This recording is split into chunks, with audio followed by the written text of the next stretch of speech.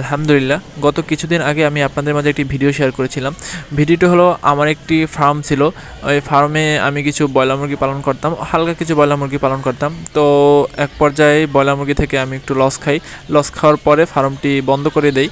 বন্ধ করে দেওয়ার অনেক দিন পর ফার্মটিতে আবার নতুন করে ফার্মটি চালু করি, কিছু মাল জিনিস লাগাই, তারপর ফার্মটি চালু করি।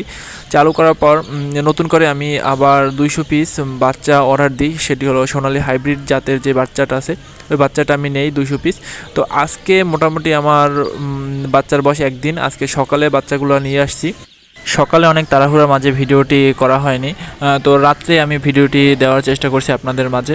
তো বাচ্চাগুলা মোটামুটি সুস্থ, 200 পিস বাচ্চা, 200 পিস আলহামদুলিল্লাহ সুস্থ অবস্থায় আছে, সুস্থ স্বাভাবিক আছে। তো বাচ্চাগুলোর বর্তমান বোর্ডিং চলছে। তো আমি এখানে যেহেতু গরম সিজন, যার কারণে আমি এখানে 2টি 100 ওয়াটের বাল্ব ইউজ করছি এবং 2টি পানির পর এবং একটি খাবার পর ব্যবহার করছি। তো আজকে আমার বাচ্চার বয়স একদিন। আমি প্রতিনিয়তই আপনাদের মাঝে ভিডিও দেওয়ার চেষ্টা করব এবং আপডেট নিউজ জানানোর চেষ্টা করব যে 200 পিস সোনালী হাইব্রিড বাচ্চা পালন করলে কত টাকা লাভ, লস কিংবা ক্ষতি বা কিভাবে পালন করা যায়। আমি ধারাবাহিকভাবে আপনাদেরকে ভিডিওগুলো দেওয়ার চেষ্টা করব। তো ভিডিওগুলো দেখার জন্য অবশ্যই আমার চ্যানেলটি সাবস্ক্রাইব করে রাখবেন এবং পাশে থাকবেন, যাতে পরবর্তীতে ভিডিওগুলো ছাড়ার সাথে সাথে আপনার কাছে পৌঁছে যায়। আশা করি আমার ভিডিওগুলো দেখলে আপনারা একটু হলেও উপকৃত হবেন।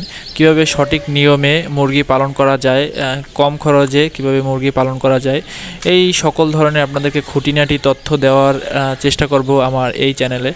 তো সবাই অবশ্যই ভিডিওতে লাইক করবেন এবং কমেন্ট করবেন, অবশ্যই পাশে থাকবেন যাতে পরবর্তী ভিডিওগুলো ছাড়ার সাথে সাথেই আপনাদের কাছে দ্রুত পৌঁছে যায়। আজকের ভিডিও এই পর্যন্তই। ভালো থাকবেন সবাই। আল্লাহ হাফেজ। আসসালামু আলাইকুম।